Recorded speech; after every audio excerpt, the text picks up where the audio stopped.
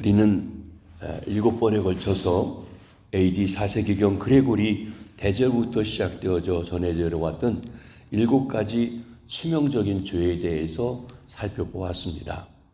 사실 우리가 늘 범죄에 유혹되고 또 미혹되고 가까이 있다고 하는 것을 보고 우리가 돌아보는 시간도 갖게 되었습니다. 이에 비해서 웨스트민스터의 프레드릭 도널스는 현대의 7가지 죄악이라고 하는 말을 새롭게 한 것도 있습니다. 첫째로는 원칙 없는 정략입니다. 정략가들이 이익에 따라서 이랬다 저랬다 하는 것 죄악이라는 것입니다. 둘째는 도덕심 없는 상업입니다. 상업가들이 도덕 없이 그저 이익만 취하는 것도 죄악이라고 했습니다. 셋째로는 인도 없는 과학입니다. 과학이 어떤 인격이라든지 또는 사랑 같은 것을 배제한 채 그저 사람들을 악하게 실험한다든지 하는 이런 것들 포함한 일들이겠죠. 또 일 없는 건강, 건강한데 일하지 않고 번둥빈둥 도는 것 죄악이라고 했습니다. 또 5번째로는 인격 없는 지식입니다. 지식은 많은데 인격적으로 너무 틀린 것, 그것도 문제라고 했습니다. 그리고 6번째는 양심 없는 교육. 이 교육이 지식만 있어가지고 안 되고 우리 마음이, 인격이 향상되어야 되는데 양심 없는 교육이다. 그리고 7번째는 희생 없는 종교다. 종교의 본질에는 희생이 있습니다. 특별히 기독교는 이 십자가라고 하는 희생이 있어서 우리가 생명을 얻는데 너무 기독교인들이 희생이 없는 삶을 산다. 이것이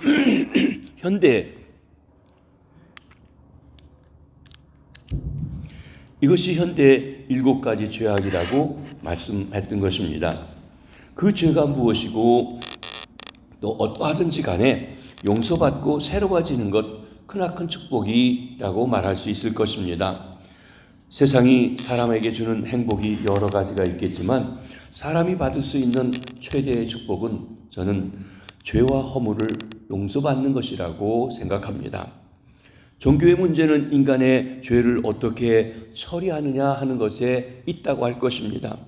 아무리 사람이 믿는 신이 멋져 보이고 능력이 있어 보여도 그가 인간이 저지른 죄와를 용서해 주는 마음도 능력도 없다면 그 신은 믿을 만한 신이 되지 못한다고 할 것입니다.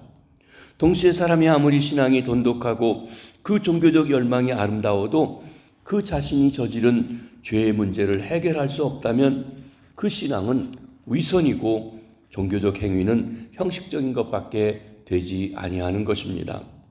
인간의 죄의 문제는 인간의 존재와 그 운명의 문제와 직결되어져 있는 것입니다. 죄의 문제는 인간이 창조되고 이 땅에 태어날 때부터 인간 주변에 인간을 괴롭히고 인간을 비극적으로 몰아넣는 제일 큰 요소가 되었습니다. 그러기에 사도 바울은 로마서 4장 6절로부터 8절까지 해서 이러한 것이 없이 특별히 공로를 세우지 않았는데도 불구하고 하나님께 의로 여기심을 받는 사람이 행복하다, 복이 있다고 하면서 오늘 본문인 시편 32편의 말씀을 인용하고 있는 것입니다.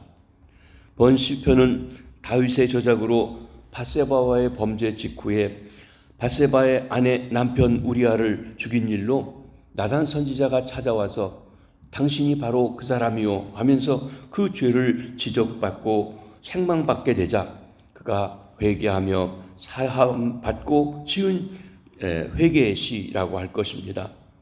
세상에서 사람들에게 주는 행복이 여러 가지이지만 사람이 받을 수 있는 최대의 행복, 그 죄와 허물을 용서받는 것이라 할 것입니다.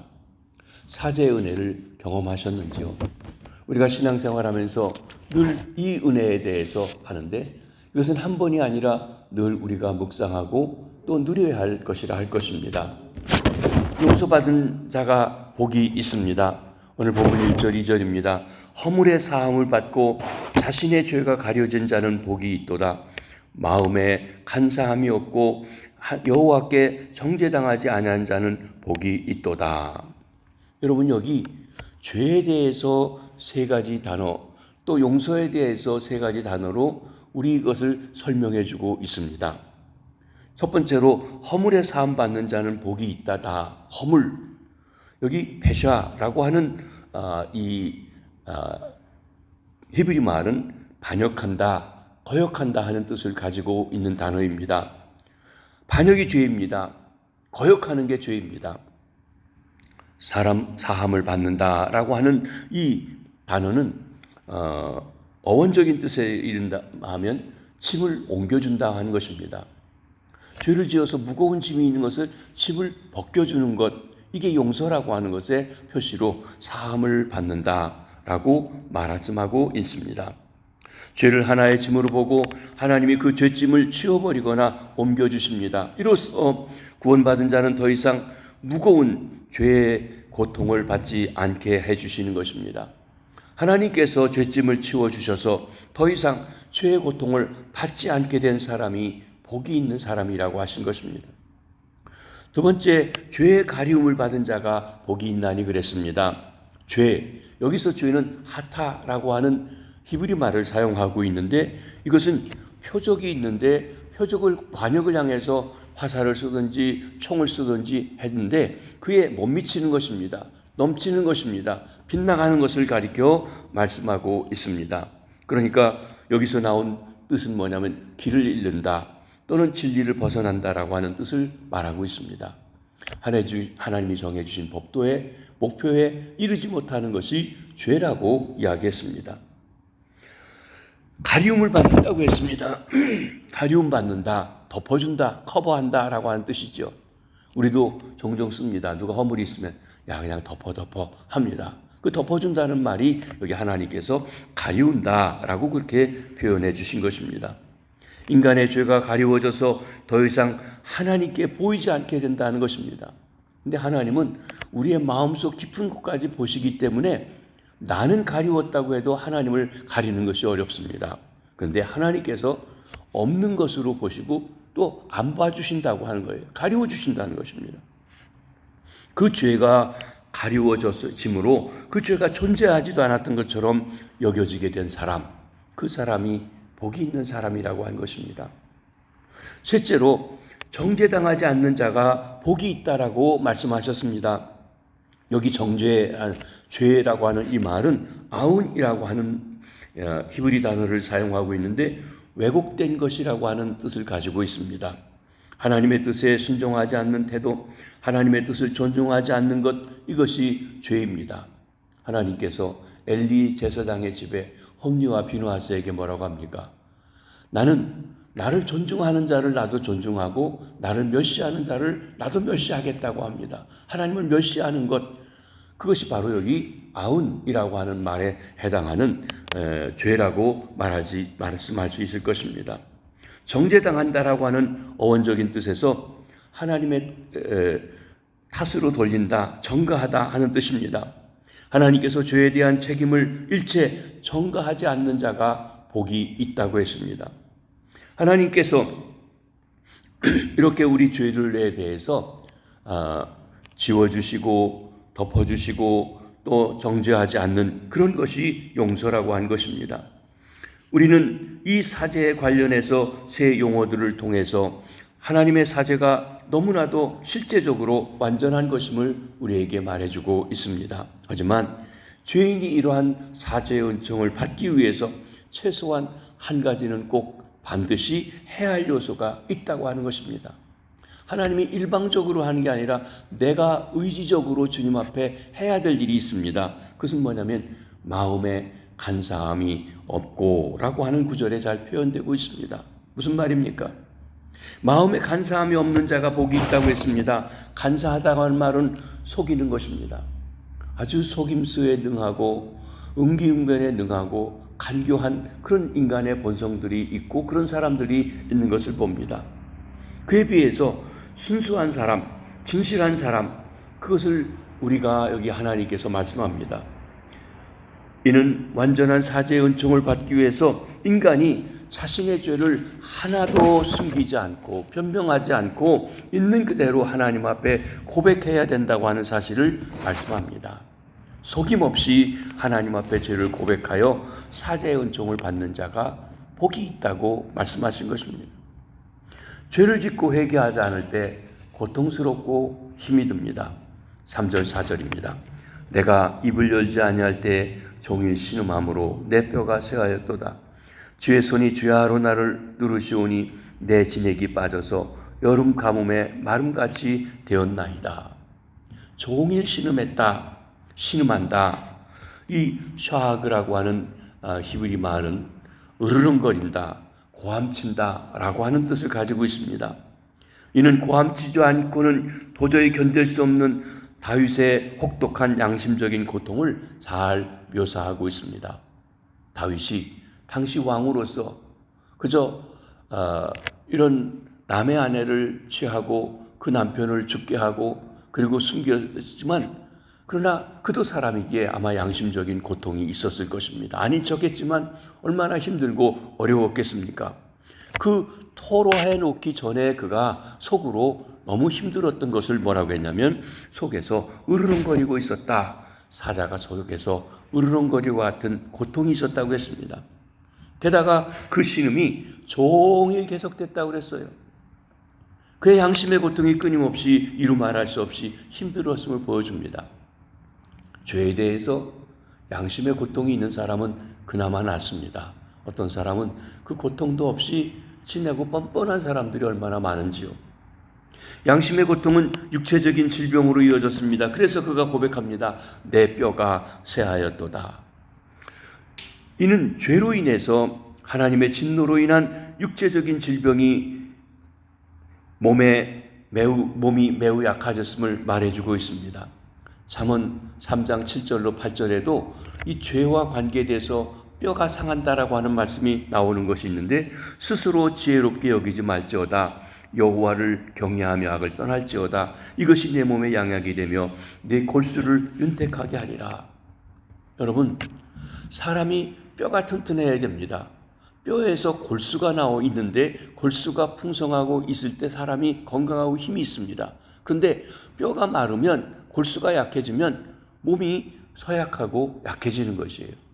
그러기에 여기 나오는 골수가 튼튼하다, 골수가 강건하다라고 하는 이 말이 의학적으로도 다 맞는 말입니다. 때로 하나님 앞에 금식하며 나아갈 때 이사야서에 보면 내 골수가 튼튼하게 해야겠다고 그렇게 말씀해 주십니다. 우리가 잘 먹는 것만이 건강한 것이 아니라 때로는 하나님 앞에 절식하고 금식하며 나아갈 때 우리가 뼈가 튼튼해지는 그런 은혜가 있다고 했습니다. 여기 그 뼈가 지금 쇠하였다고 했습니다. 죄를 짓고 회개하지 않을 때 뼈가 쇠했다고 했습니다. 세 번째로는 주의 손이 주야로 누릅니다. 다윗은 앞서 말한 자신의 양심적인 고통과 육체적인 질병이 자연적인 것이 아니라 하나님의 진노의 결과라고 하는 것을 알고 있었습니다. 여기 주의 손은 회개하지 않는 자에게 내리는 하나님의 진노의 손입니다. 이 진노의 손이 밤낮 다윗을, 범죄하고 회개하지 않는 다윗을 떠나지 않고 짓누르고 있었습니다. 얼마나 짓눌리고 고통을 받았으면 몸의 진액이 다 빠져서 여름 가뭄에 마름같이 되었다. 가물어서 논바닥이 쩍쩍 갈라지는 것처럼 그렇게 내 마음이 갈라지고 힘들고 고통스럽다고 했습니다. 이는 죄인인 다윗의 고갈된 심령 상태를 말해주고 있습니다. 여기 진액, 라샤드라고 하는 말은 체액, 생명의 수분이라고 하는 뜻입니다. 진액이 빠져나가 여름에 가물어서 찍찍 갈라진 땅과 같다는 것입니다.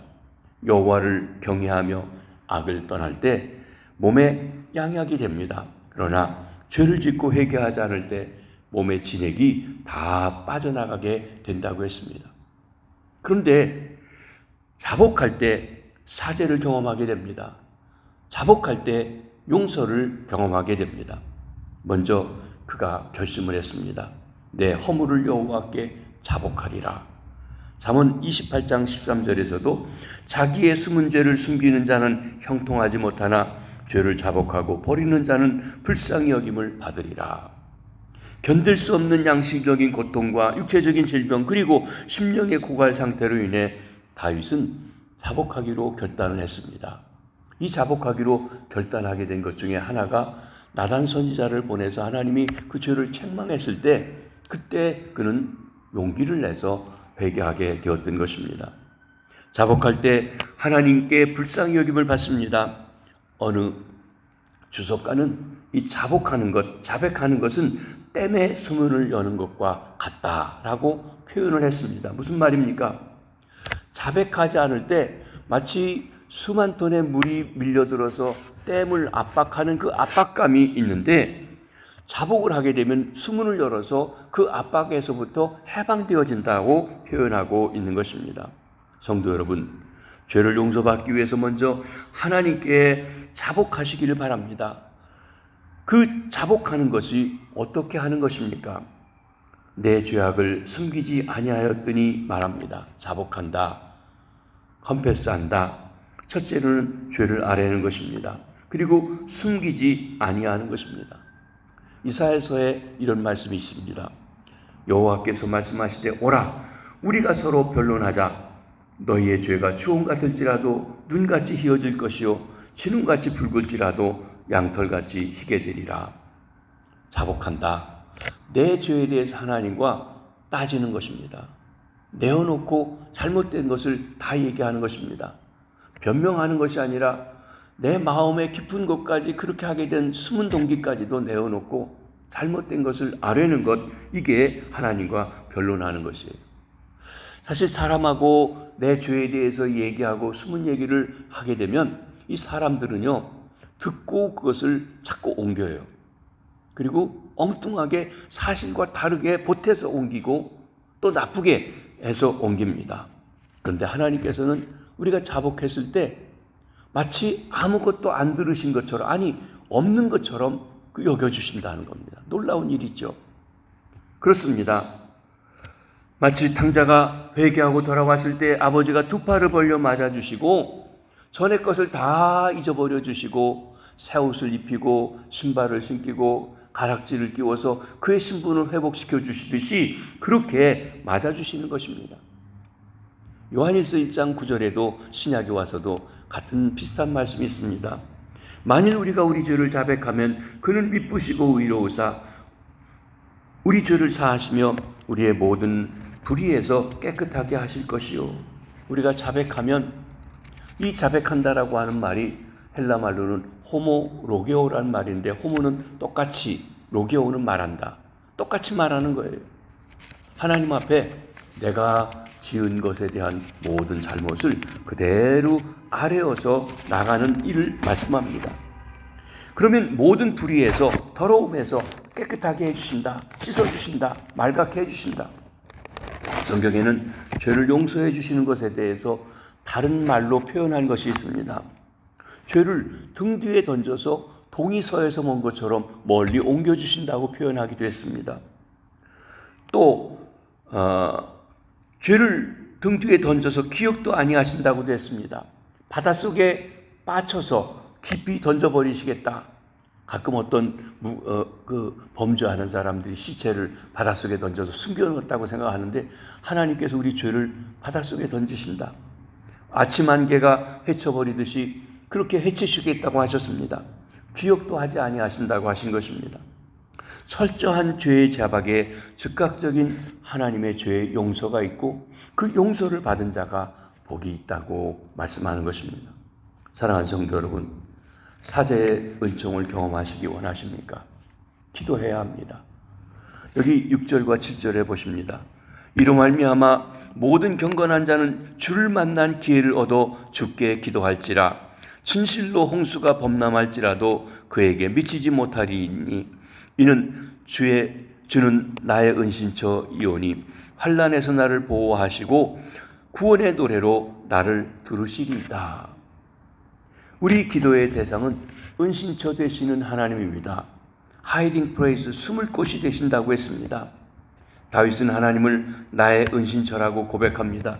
이 고백에는 자신의 죄를 자백한 후에 다윗이 하나님의 보호를 확신하고 있음을 보여줍니다. 시인 다윗은 자백하기 전에는 하나님의 진노의 손이 그를 늘 짓눌러서 종의 괴로움을 겪었습니다. 그러나 이제 하나님의 보호의 손길을 느끼고 있는 것입니다. 그래서 주를 만날 만한 기회를 얻어 기도하라고 요청합니다. 여기 경건한 자는 하나님과 언약 관계에 있는 언약의 백성을 의미합니다. 이들은 하나님의 자녀들이므로 언제든지 죄를 회개하면 사죄의 은총을 받을 수가 있습니다.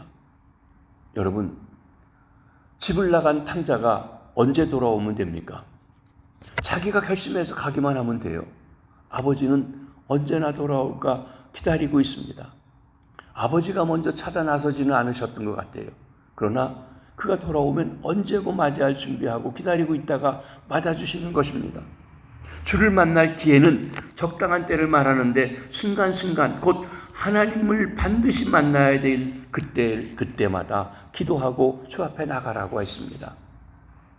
우리는 언제든지 기도할 수 있는 특권을 주셨습니다. 항상 기도해라. 어떻게 항상 기도하냐? 이 말은 항상 내 앞에 올 수 있는 특권을 너에게 준다라고 하는 말입니다. 그러니까 우리가 언제든지 기도할 수 있을 때 기도해야 된다고 하는 것입니다. 그러면 하나님께서 응답하시고 환난에서 보호하십니다. 나아가 홍수가 범람할지라도 미치지 못하게 하신다. 홍수가 범람하는 것, 갑작스러운 재앙이 많은 것입니다. 이 캘리포니아에도 얼마 전에도 다른 카운티에 비가 많이 와가지고 범람하는 거 봅니다. 이 홍수가 밀려오는 것이 무섭습니다. 왜냐하면 은밀하게 깊이 문 닫아놔도 물이 스며들어오지 않습니까? 그래서 은밀하게 깊이 스며들어오는 이 홍수의 재앙 속에서도 우리를 보호하실 수 있다고 했습니다. 아무리 갑작스러운 재앙이 몰려올지라도 여호와께 나가 죄를 자백하고 간구하는 자에게는 그 재앙이 감히 미치지 못하게 하신다고 했습니다. 이는 곧 어떤 환난 가운데서도 하나님을 찾는 자는 하나님의 구원을 받게 된다고 하는 사실을 말씀해 줍니다. 하나님은 그를 찾는 자를 구원해 주십니다. 그 결과로 구원의 노래를 부르게 하십니다. 7절입니다. 주는 나의 은신처이오니 환난에서 나를 보호하시고 구원의 노래로 나를 들으시리로다. 구원의 노래, 전쟁이나 환난을 이기고 외치는 승리의 환호성과 같은 것입니다. 이는 죄를 진실로 자백한 시인 다윗이 수많은 구원과 승리를 체험하며 계속해서 승리의 환호성 속에 묻혀 살게 될 것을 말씀합니다. 이렇듯 회개한 자에게는 탄식이 변하여 구원의 노래가 되며 어디를 둘러보아도 찬양할 이유가 있게 된다고 했습니다. 사죄의 은총을 경험하기를 원하십니까? 그러면 고집 부리지 말아야 합니다. 이제 용서의 축복을 누리게 된 시인은 이웃들에게 여기 권면하는 말씀이 나옵니다. 이 시를 읽고 있는 또 다른 사람들에게 말하기도 합니다. 8절입니다. 내가 네 길을 가르쳐 보이고 너를 주목하여 훈계하리로다. 내가는 하나님의 용서를 받은 시인 다윗이죠. 또 너희는 아직 죄 가운데 있는 이웃이요 백성들입니다. 다윗은 죄로 인해 혹독한 고통을 경험하였고 또 자백으로 인하여 사죄의 은총을 모두 경험했던 사람들로 백성들의 스승이 될 만합니다. 권고의 내용이 무엇입니까? 너희는 무지한 말이나 노새같이 되지 말라 그랬습니다. 여기 노새는 강제적인 구속력이 없이는 다스릴 수 없는 완고한 짐승으로서 미련한 인간을 비유하는 말입니다. 잠언 26장 3절에도 말에게는 채찍이요 나귀에게는 재갈이요 미련한 자의 등에는 막대기라. 완고한 짐승에게 주인의 매가 기다릴 뿐입니다. 그것들은 재갈과 굴레로 단속하지 않으면 너희에게 가까이 가지 아니하리로다. 이와 같이 회개할 줄 모르는 완고한 자들에게 임할 것은 하나님의 진노와 채찍뿐이라는 것입니다. 그러게 우리가 죄를 지었을 때 고집 부리지 말아야 됩니다. 그리고 주님 앞에 나아가 털어놓고 자백하고 회개하고 그 죄를 하나님과 토론하면 하나님이 다 잊어버려 주신다고 했습니다. 마지막으로 여호와 하나님을 기뻐하고 즐거워하라고 권면합니다. 10절 11절입니다. 악인에게는 많은 슬픔이 있으나 여호와를 신뢰하는 자에게는 인자하심이 두루리로다. 너희 의인들아 여호와를 기뻐하며 즐거워할지어다. 마음이 정직한 너희들아 다 즐거이 외칠지어다. 여기 시인 다윗이 권고하고 있는 감사는 죄를 자백하기만 하면 그 죄를 옮겨주시고 덮어 가리워주시고 죄에 대한 책임을 일체 지우지 아니하시는 하나님의 은혜에 대한 감사 찬송을 하라는 것입니다. 악인에게는 많은 슬픔이 있습니다. 여기 악인은 회개하지 않는 자, 완고한 죄인을 가리킵니다. 죄를 짓고도 회개하지 않거나 무지한 말이나 노새같이 완고하고 고집만 피우는 자는 하나님의 은총에서 멀어질 뿐입니다. 그의 진노하심 속에 많은 고통과 슬픔에 빠지게 될 것입니다. 그러나 의인들은 여호와를 기뻐하고 즐거워합니다. 여기 의인들, 여호와를 신뢰하여 죄를 자복하고 죄사함을 받은 사람입니다. 또 마음에 정직한 자는 하나님께 솔직히 숨김없이 죄를 자백한 자들입니다. 우리가 죄를 지었을 때 하나님을 신뢰함으로 솔직히 숨김없이 죄를 자백하면 인자하신 하나님, 언약을 맺으시고 그 언약을 신실하게 지키시는 인자하신 하나님이 그 죄를 옮겨주시고 덮어주시고 가리워주시고 죄에 대한 책임을 지워주지 아니하십니다. 그리고 오히려 그 인자하심 때문에 하나님과 바른 관계에 놓이게 되고 아들의 직분을 회복해 주시고 하나님의 그 모든 영광을 함께 누리는 특권을 회복해 주시는 것입니다. 그 인자하심으로 감사하는 하나님을 기뻐하고 즐거워하고 찬송하라고 하게 된다고 했습니다. 이 세상에서 가장 지혜로운 삶은 자신의 죄를 즉각적으로 회개하는 삶입니다. 그리고 세상에서 가장 어리석은 삶은 회개하기를 거부하는 완고한 자의 삶입니다. 회개할 때 죄를 범한 자에게도 좋은 것을 아끼지 아니하시는 하나님의 은총을 맛보게 됩니다. 자백하면 됩니다. 그런데 우리가 자백만 하면 안 됩니다. 내가 자백한 것을 이제는 끊어버리고 죄를 떠나야 됩니다. 자백해놓고 그 죄를 똑같이 계속 반복해 짓는다고 하면 진정한 의미에서 자백하고 회개한 것이 아닙니다. 하나님 앞에 기만전수를 쓴 것밖에 되지 않는다는 것입니다. 하나님을 만나야 할 그때마다 기도하여 죄사함 받고 하나님의 은총 속에 주님을 찬양하며 승리의 삶을 살아가는 우리 복된 성도님들이 되시길 바랍니다. 이번 사순절 기간 동안 우리가 죄에 대해서 살펴보았는데 우리가 그 돌아도 보고 또 하나님께서 지적해 주시는 것들을 그때마다 하나님 앞에 자복해서 죄사함 받고 청결하게 되는, 그래서 하나님께 한 걸음 더 나아가는 우리 주의 백성들 다 되시기를 주님의 이름으로 축복합니다. 기도하겠습니다.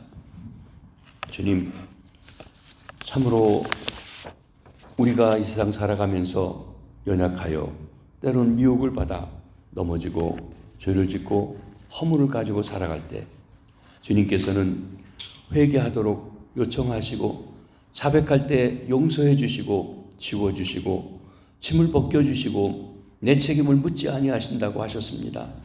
하나님, 저희들이 잘못을 먼저 깨달을 수 있게 해주시고 주 앞에 자백할 수 있는 그 은혜를 허락하셔서 용서받은 자의 기쁨을 누리며 하나님께 찬송, 감사, 영광 돌리는 주의 백성들이 다 되게 해 주시옵소서. 사순절 기간 동안 주님의 고난, 우리를 위해서 죄에서 건져주시기 위해서 오신 주님을 묵상하며 저의 삶이 한 걸음 더 주 앞에 가까이 가고 거룩해지고 감사 찬송이 넘치는 주의 백성들 되게 도와주시옵소서.